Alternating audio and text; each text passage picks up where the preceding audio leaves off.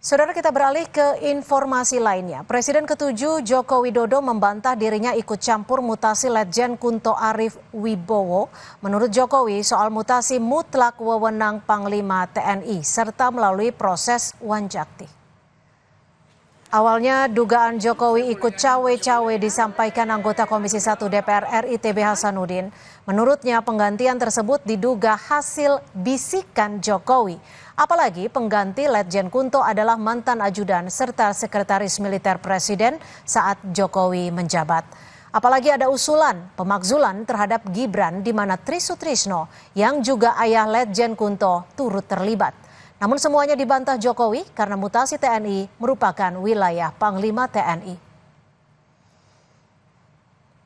Tidak ada sama sekali.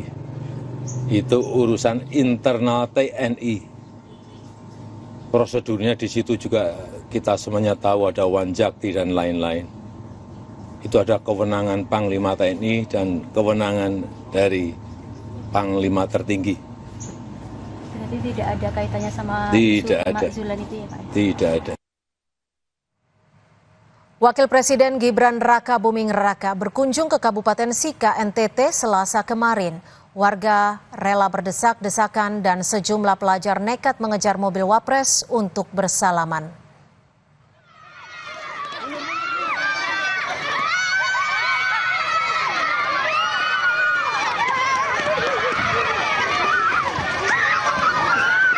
Ratusan anak sekolah dasar di Kota Maumere nekat mengejar mobil yang ditumpangi Wapres Gibran. Meski diguyur hujan, warga Kota Maumere tetap bertahan di sepanjang jalan yang akan dikunjungi Gibran. Dalam kunjungannya, Gibran menyerahkan bantuan perlengkapan sekolah di SMA Bakti Arsa, Maumere.